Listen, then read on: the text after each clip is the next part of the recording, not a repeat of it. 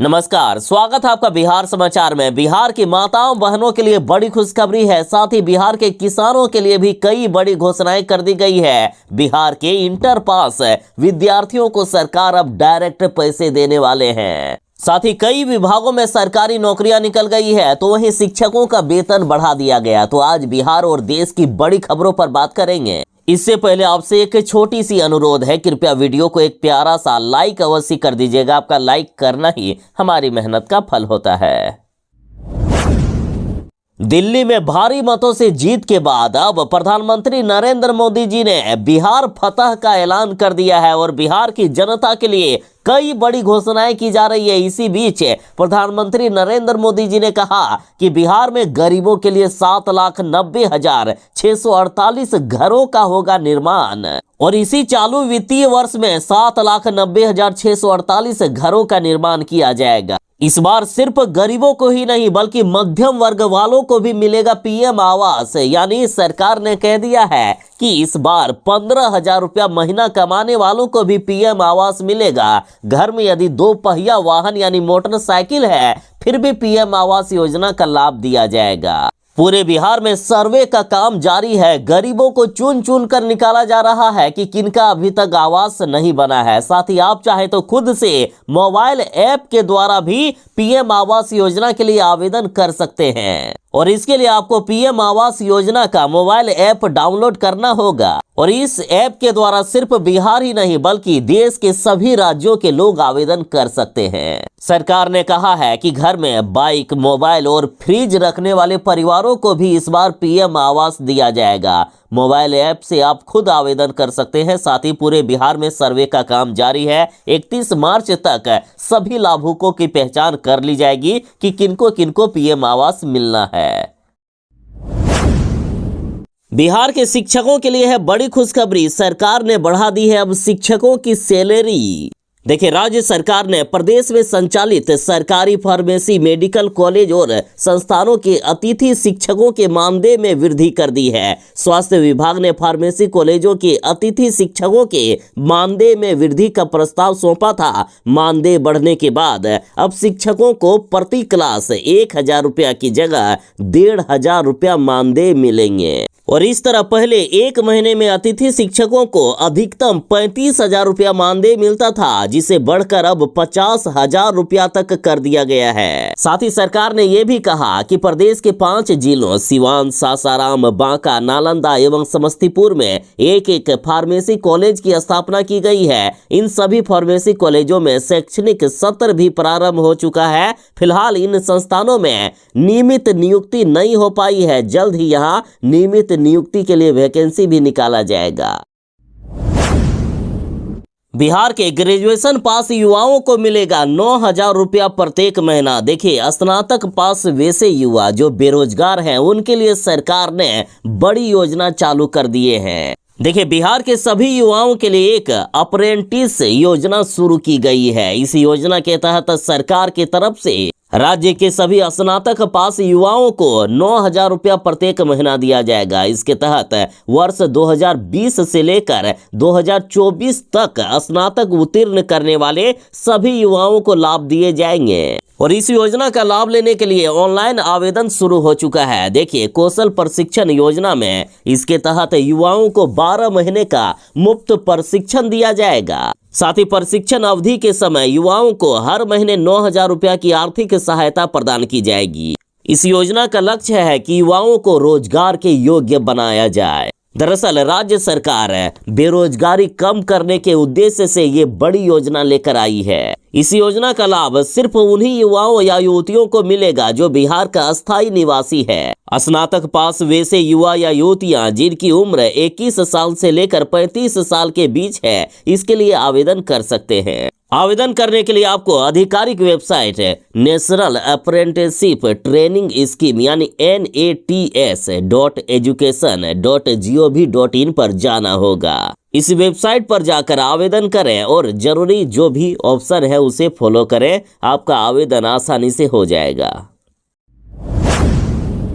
यदि आप 12वीं पास हैं और एक अच्छी सरकारी नौकरी चाहते हैं, यदि आपको गाड़ी चलाना आता है और ड्राइविंग लाइसेंस है, तो आपके लिए है सुनहरा मौका। बिहार पुलिस में चालक सिपाही की 4361 पदों पर होने वाली है बम्पर बहाली। देखिए, वर्दी और गाड़ी चलाने के शौकीन युवक और युवतियों के लिए बड़ी खुशखबरी है। बिहार पुलिस में चालक सिपाही के 4361 से भी अधिक बहाली होने वाली है। पुलिस मुख्यालय ने बहाली से संबंधित प्रस्ताव गृह विभाग को भेज दी है। माना जा रहा है कि जल्द ही नियुक्ति की प्रक्रिया शुरू होगी। आयु सीमा की बात करें तो यहाँ अप्लाई करने के लिए न्यूनतम आयु सीमा 20 वर्ष होनी चाहिए।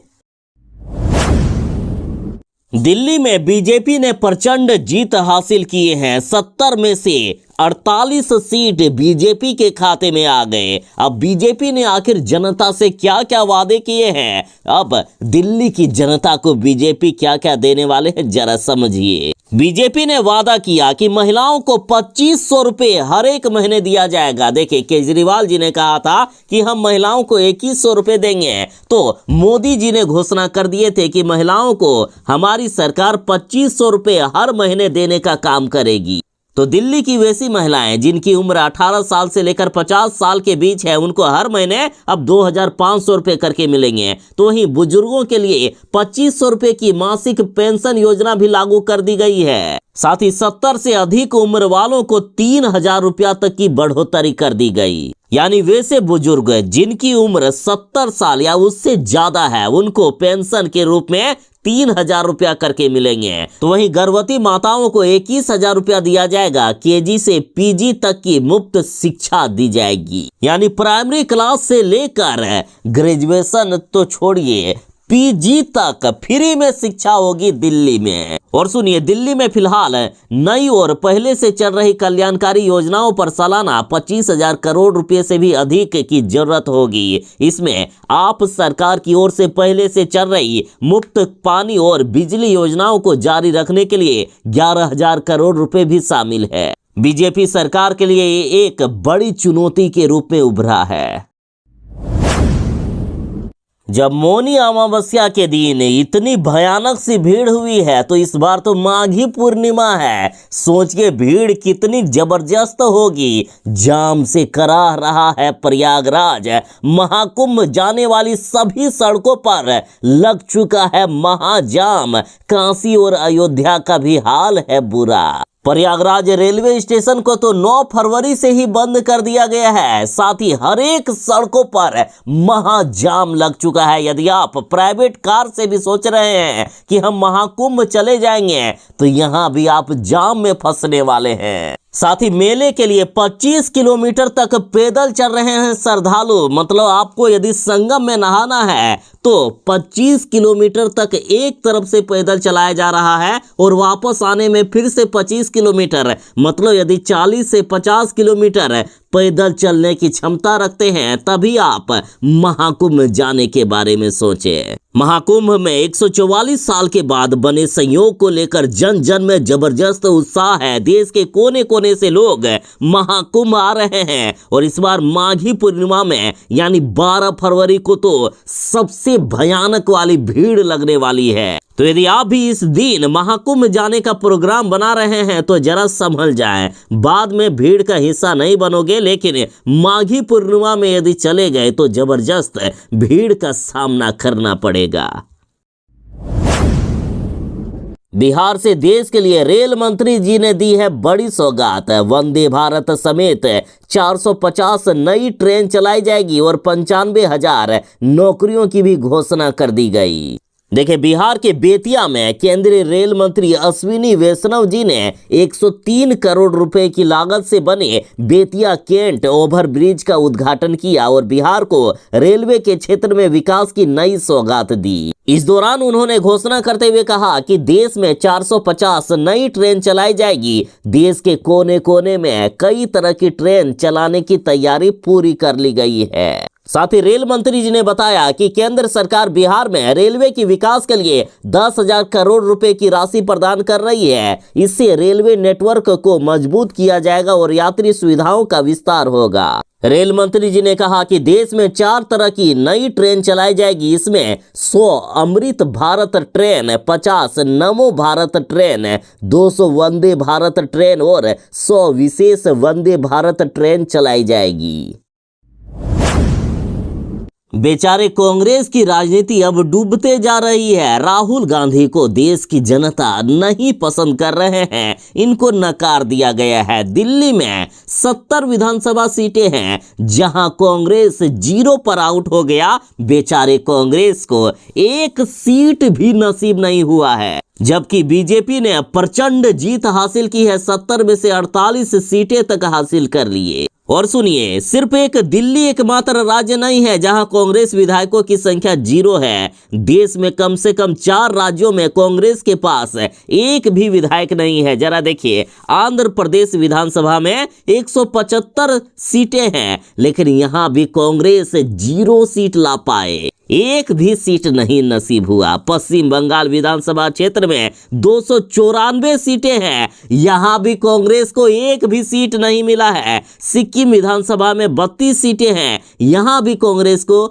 एक भी सीट नहीं नसीब हुआ। नागालैंड विधानसभा में 60 सीटें हैं, यहां भी कांग्रेस 0 सीट लाए हैं। अब बताइए, जो राहुल गांधी प्रधानमंत्री बनने का सपना देखते हैं, कई राज्यों में ये 0 पर आउट हो जा रहे हैं, तो आखिर कैसे बनेंगे राहुल गांधी प्रधानमंत्री? आखिर कांग्रेस का अब क्या होगा?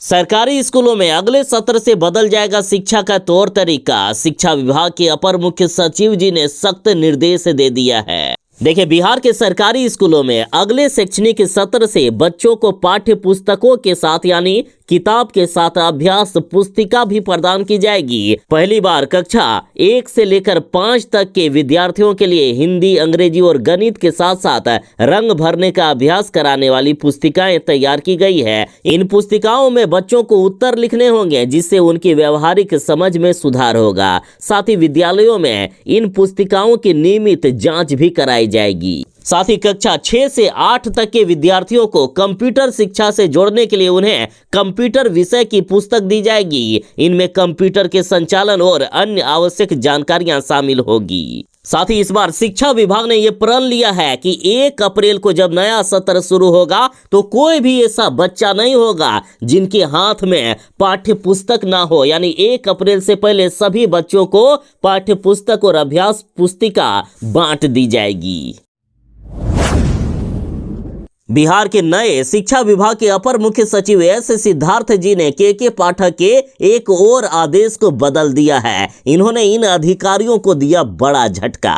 देखिए, एस सिद्धार्थ जी ने सभी जिला शिक्षा पदाधिकारियों के वित्तीय अधिकार कम करते हुए आउटसोर्सिंग कर्मचारी की सेवा भी समाप्त करने का आदेश जारी कर दिया है। शिक्षा विभाग के नए आदेश के बाद सिविल वर्क करने की जिम्मेदारी अब स्कूल और निगम के पास होगी। नए आदेश के तहत जिला शिक्षा पदाधिकारी यानी डीईओ के अधिकारियों में कटौती कर दी गई है। 1 अप्रैल से ये नियम लागू भी हो जाएगा। इसके बाद डीईओ किसी भी प्रकार का सिविल वर्क नहीं करवा पाएंगे। डीईओ के पास अब सिर्फ शैक्षणिक कार्य करने की जिम्मेदारी होगी। शिक्षा विभाग के नए आदेश के अनुसार स्कूल में 50,000 तक के कार्य की राशि अब सीधे खातों में भेजी जाएगी।